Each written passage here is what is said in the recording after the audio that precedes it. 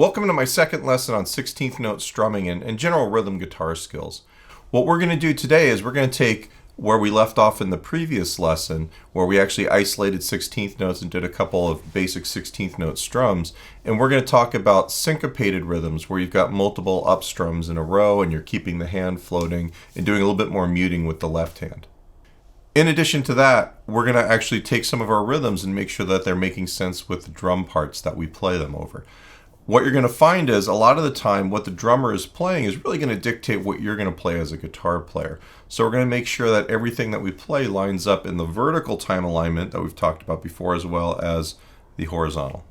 If you look below the video, you're going to find a link to not only the printable PDF for this, but you're also going to find a link to some of the backing tracks as MP3s that I'm playing over, so you can practice these rhythms with the drum loops the same way that I'm doing them. If you like these lessons and would like to see more content, please remember to hit like and subscribe and hit the notification bell. We do live versions of these lessons twice a week, typically Wednesday and Saturday, and you won't actually get the notification on those unless you're subscribed and you have the notification bell clicked for us. So the first thing we're going to do is we're going to talk about the first 4 strums here in terms of what we're doing with the right hand floating and the left hand control here. We're going to be playing an E9 chord for the beginning part of this, and that's actually what you're going to see here on your screen. This is the same chord that we used in the previous lesson. Remember that where you see the X's in the music there, that's where you're scratching. Alright, and we get that by fingering the chord but not pressing down on it enough, right? So what we're doing is we're just muting all the strings with the fingers. My thumb is over the top. That helps control the 6th string too. And then when I want to hear the chord, I just squeeze it. So I never take the fingers off enough that I'm getting that open mush there. I just have this really nice tight rhythmic sound here. So metronome for this is going to be set at 60 beats per minute. It's pretty slow, but we always want to work on these things slow enough that we can actually execute them before we speed them up. My favorite thing to say about this is slow makes smooth, and then smooth can make fast. You can't just jump into something quick. So it's better to work these things out where you get the mechanics at the slower speed, and then gradually bring them up to tempo. So what we're going to be doing is we're going to be playing exercise number 1 here. The note head is where you squeeze the chord down, and the X's, like I was just talking about, that's where you scratch it. Alright, usually when I get started with these things, I like to try and feel the time for a measure. So I'll count 1 E and a 2 E and a 3 E and a 4 E. And then I'll go 1 E and a 2 E and a 3 E and a 4 E and 1 E and a 2 E and a 3 E and a 4 E and a 1 E and a 2 E and a 2 E and a 3 E and a 4 E and a... With exercise 1, we're actually starting to see this idea of syncopation, where we're not playing everything on down strums, but we're playing on strong parts of the beat with the 1. We're playing on a weaker part of the beat, which is the last 16th note, or the of 1. And then we're playing on the and of 2, which is almost like a stronger part of the beat in the context of 16th notes. So you're going to have this down, up, down, up, down, up, down. All right. That's the rhythm you really want to get used to, and that's key to a lot of the stuff that we're doing here. Another thing to keep in mind is that on beats 3 and 4, 3 E and a 4 E and a, keeping that part going that consistently is really important. A lot of my students do pretty good with the stuff they're supposed to hear, but then when it comes to the things that we subdivide where we're not really playing the strum, they tend to kind of zone out on that, and they don't give it the proper and more correct rhythmic accuracy that they're supposed to. So with this, 1 E and a 2 E and a 3 E and a 4 E and don't forget to keep counting on 3 E and a 4 E and even though you're not playing chords on that. The parts that you don't play are just as important, sometimes are more important than the parts that you do play. So let's put our metronome back on. I'm going to do 2 times on part number 1, and then strum number 2 is the same thing except we're just holding the chord down, we're letting it sustain. Alright, so instead of going 1 E and a 2 E, we're going 1 E and a 2. We're training the left hand to control the duration of the chord now. So you're twice on 1 and then twice on 2. 1 E and a 2 E and a 3 E and a 4 E and a 1 E and a 2 E and a 3 E and a 4 E and 1 E and a 2 E and a 3 E and a 4 E and 1 E and a 2 E and a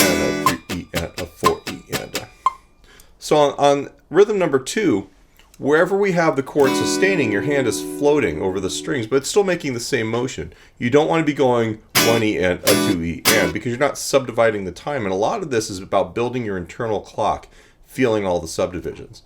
So on something like that, we're thinking 1E and a 2E and a 3E and a 4E and a 2E and a... Same thing we were doing 1E and a 2E and on 1, where we're playing all of the scratch notes. 1E and a 2E and a 3E and a 4E and a 1E and a 2E and a 3E and a 4E and a... This ends up being one of those things that I probably spend the most time in private lessons with getting students to realize, is that you really need to feel every subdivision of time equally, which means that your right hand is feeling all of those subdivisions, down, up, down, up, down, up, down, up. And if you play harder on the chords that we're hearing and less hard on the floated notes or on the scratch notes, or if you speed through things and don't give them their rhythmic due, you're not really going to play in the pocket. What you play has to feel the same to you as it does to the drummer and the bass player and anybody else who's playing music at the same time as you. So really try and make sure on these exercises that you're really paying attention to your right hand actually strumming everything equally. Whether you're hitting the strings to sound the chord, whether you're hitting the strings to make a scratch or a muted note, or if you're floating the hand in order to either play a note of longer duration or if there's silence or a rest going on. Strum number 3 extends this idea.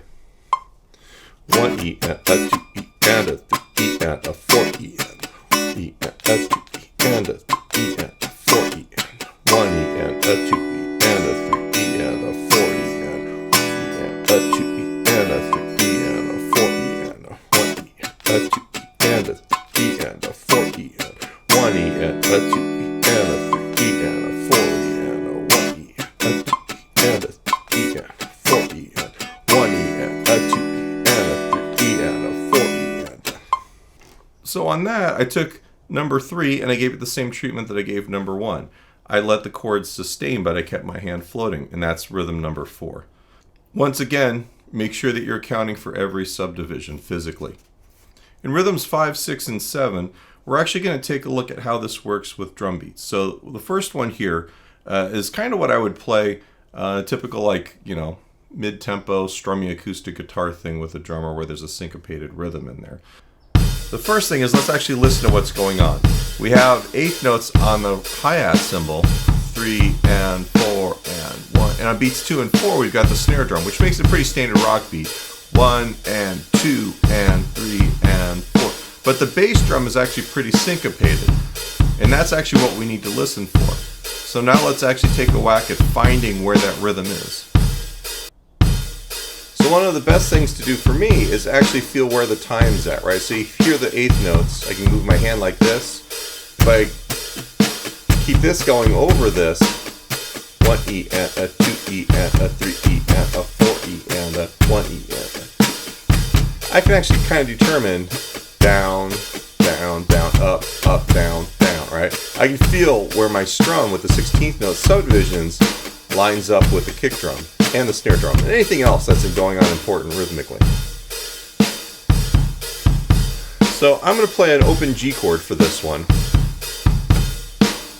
1E and a 2E and a 3E and 2E and a 3E and down, down, down, up, down, down, down.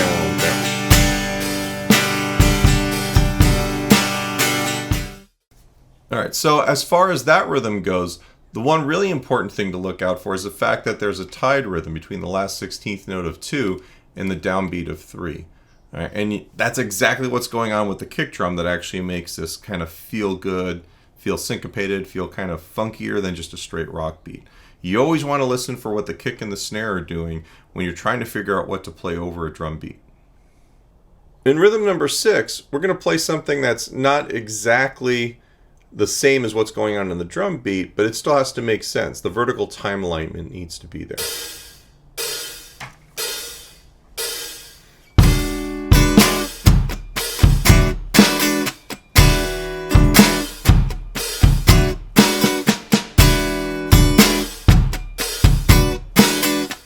1E and a 2E and a 3E and 4E. So, if you just do our trick here, where you're playing all the 16th notes, you can kind of feel where it lines up with the drum beat, with the kick and the snare. And then when you're playing this part,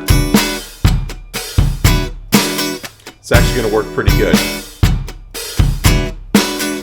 This last one is actually kind of based off of a Bo Diddley kind of feel, and it's got all the 16th notes in the floor tom, but the 16th notes are kind of swung, and they're also kind of accented. So we have this 1E and a 2E and a 3E and 4E and a 1E and a 2E. So if I hit the chord,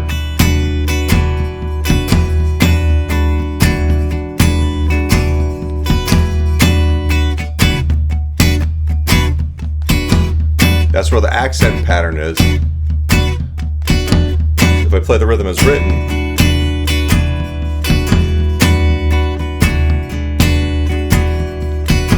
we're just trying to get it all to line up together.